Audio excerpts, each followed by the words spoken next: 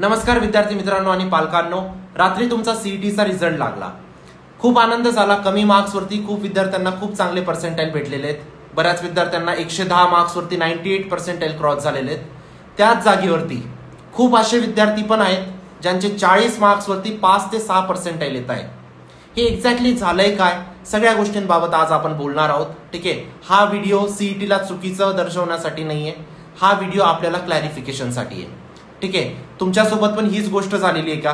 Comment section मध्ये तुमचे marks आणि तुमचे पर्सेंटाइल नक्कीच कॉमेंट करा. ठीक आहे, याच्यावर जितका माझ्याकडनं जो बेस्ट प्रयत्न करता येईल मी करेल. ठीक आहे, नक्कीच आपण ट्विट वगैरे करू या सगळ्या गोष्टींबाबत जर हा प्रॉब्लेम मेजर दिसला तर.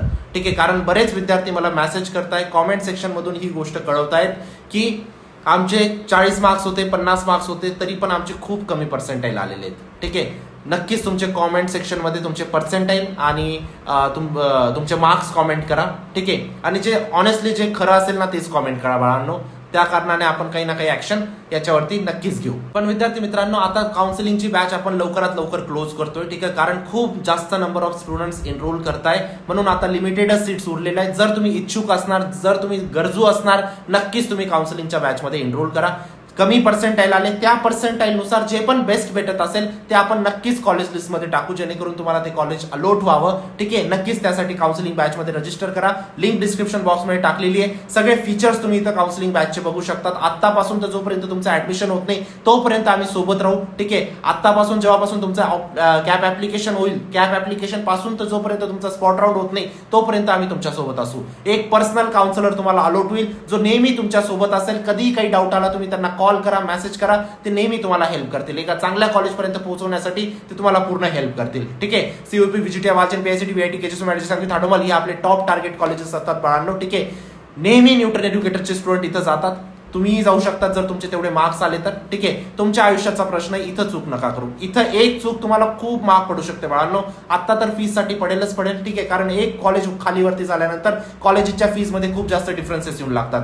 आणि हाच रिग्रेट तुम्हाला 4 वर्षानंतर होईल, जेव्हा तुम्ही इंजिनिअरिंग पास आउट होणार. तेव्हा तुम्हाला वाटेल की त्यावेळी जर मी चांगलं कॉलेज सिलेक्शन केलं असतं तर आज मला चांगली प्लेसमेंट भेटली असती, आज मला चांगली नोकरी भेटली असती. तो रिग्रेट तेव्हा न करता तुम्हाला आत्ताच व्यवस्थित कॉलेज लिस्ट बनवायची आहे. काउन्सिलरला 350 कॉलेजेसची माहिती आहे, तुम्हाला नाहीये बाळांनो. ठीक आहे, जर असेल तर तुम्ही स्वतः बनवू शकतात, पण नसेल तर काउन्सिलर कडून बनवून घ्या. मी गॅरंटी देतो कमी मार्क्स वरती, पण त्या कमी मार्क्स नुसार एक चांगलं कॉलेज आपण अलॉट करण्याचा प्रयत्न नक्कीच करू. ठीक आहे, लिंक डिस्क्रिप्शन बॉक्स मध्ये टाकलेली आहे. काउन्सिलर तुमच्या सगळ्या गोष्टी विचारणार आहेत. आता पर्सेंटाइल, कॅटेगरी, कोणत्या सिटीमध्ये बघताय, कोणत्या ब्रांच मध्ये बघताय, सगळ्या तुमच्या रिक्वायरमेंट समजून प्रत्येक कॉलेजमध्ये चेक केलं जाईल कुठं तुमचा नंबर लागू शकतो. त्यानुसार तुम्हाला कॉलेज लिस्ट दिली जाईल. तीच कॉलेज लिस्ट तुम्हाला सीईटीला सबमिट करायची. ठीक आहे, लिंक डिस्क्रिप्शन बॉक्स मध्ये टाकली, नक्की चेक करा.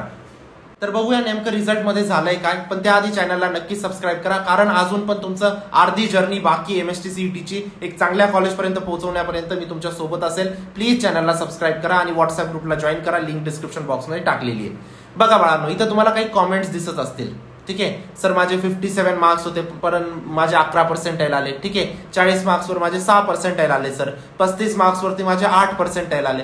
भरपूर प्रकारचे तुम्हाला इथं कॉमेंट्स दिसत असतील. जेवढे माझ्याकडे मेसेजेस आले तेवढ्यामधून मला एक गोष्ट नक्कीच समजली आहे पालकांनो किंवा विद्यार्थ्यांनो, ज्यांचे 50च्या खाली मार्क्स आहेत त्यांचे खूप कमी पर्सेंटाइल आलेले आहेत, आणि ज्यांचे 60-70च्या वरती मार्क्स गेलेले आहेत त्यांचे मार्क्स पेक्षा खूप जास्त पर्सेंटाइल आलेले आहेत. जसे की आता 92% आले 88 मार्क्स वाल्याला.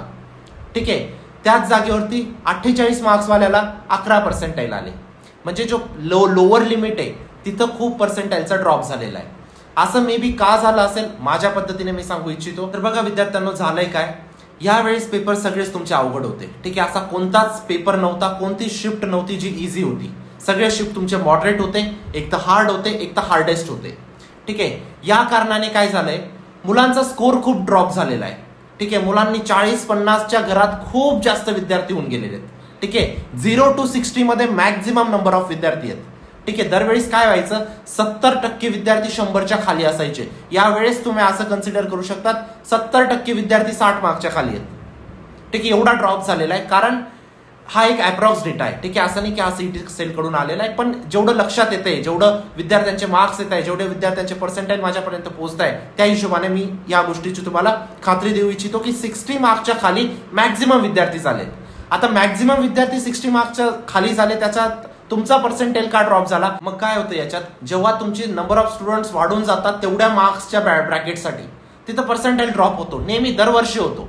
ठीक आहे, मागच्या वर्षी झालं होतं 60-70 मार्क्स पर्यंत, या वर्षी झालंय तुमचं अजून ड्रॉप झालेलं आहे, कारण पेपरची डिफिकल्टी लेवल वाढली, विद्यार्थ्यांचे मार्क्स कमी आले.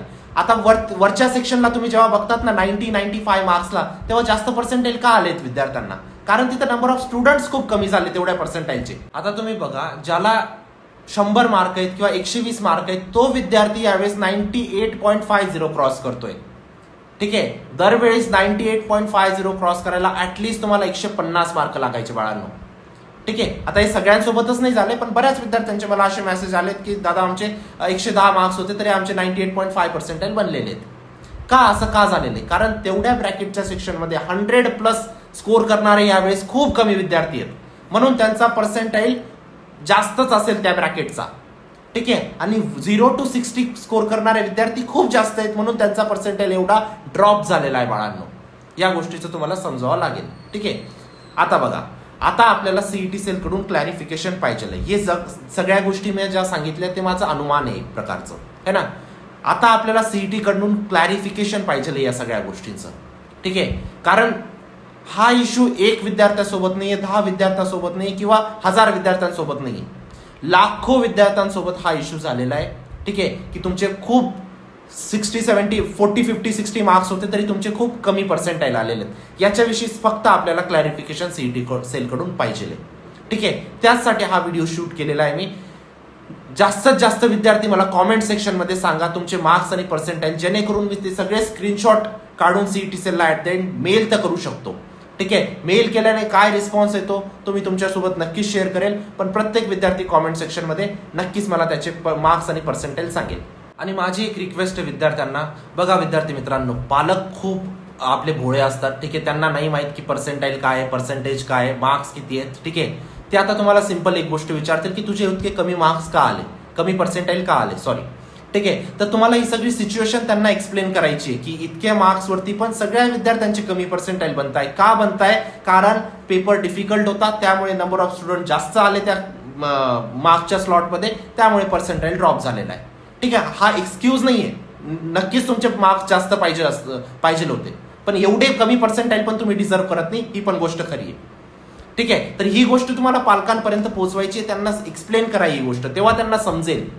ठीक आहे, अदरवाईज ते तुमच्यावरती ब्लेम करतील. आणि अजून सुद्धा तुम्ही व्यवस्थित ऍडमिशन प्रोसेस केली ना बाळांनो, कारण तुम्ही लास्ट इयरचं कट ऑफ बघा बाळांनो, 0 पर्सेंटाईल पासून कॉलेज स्टार्ट झालेत, इंजिनिअरिंग कॉलेजेस. मी असं नाही म्हणणार की पुण्यात मुंबईत तुम्हाला 0 पर्सेंटाईल वरती भेटेल, नाही भेटणार. ठीक आहे, पण तुम्ही सगळ्याच गोष्टी तुमच्या मनपसंतीच्या नाही होणार बाळांनो. ठीक आहे, कोणत्या ना कोणत्या गोष्टी तुम्हाला कॉम्प्रोमाइज करावं लागेल. सिटी मुंबई पुणे नसेल भेटत तर तुम्हाला दुसरी सिटी बघावी लागेल. ठीक आहे, आता तुम्हाला कॉम्प्रोमाइज कराव्या लागतील बाळांनो गोष्टी. ठीक आहे, एक तर ब्रांच कॉम्प्रोमाइज करा, एक तर सिटी कॉम्प्रोमाइज करा, आणि सिटी जर कॉम्प्रोमाइज करता येत असेल ना, मी म्हणेल की नक्कीच करा. ठीक आहे, काही गरज नाही मुंबईत आणि पुण्यातच पाहिजे मला. ठीक आहे, त्या गोष्टींचा थोडंसं तुम्ही विचार करा, कारण मुंबई पुण्यामध्ये कम्प्युटर सायन्स एकदम 3rd लेवल कॉलेजमध्ये घेण्यापेक्षा तुम्ही तुमच्या सिटीमध्ये किंवा एक छोट्या सिटीमध्ये एक चांगल्या कॉलेजमध्ये कम्प्युटर IT घ्या ना, काय प्रॉब्लेम आहे त्याच्यात, है ना. म्हणजे नेहमी डोक्यात आता हे नका ठेवू की मला फक्त मुंबई पुणे पाहिजे. जर तुम्ही मुंबई पुण्यासाठी तुम्हाला कॉलेज हवंय तर तुमचे पर्सेंटाईल नक्कीच जास्त लागतील तिथं.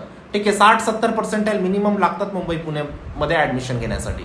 ठीक आहे, जर तेवढे तुमचे पर्सेंटाईल नाही आहेत बाळांनो, मी तुम्हाला रिक्वेस्ट करेल की तुम्ही दुसरी सिटी कॉम्प्रोमाइज करू शकतात रादर दॅन ब्रांच. ठीक आहे, तर या गोष्टीवरती नक्कीच विचार करा. ठीक आहे, आता हाय आपल्याकडे एक महिना आपण या सगळ्या गोष्टी डिस्कस करणार आहोत, सिटी, ब्रांच, कोणती गोष्ट कॉम्प्रोमाइज करायला हवी.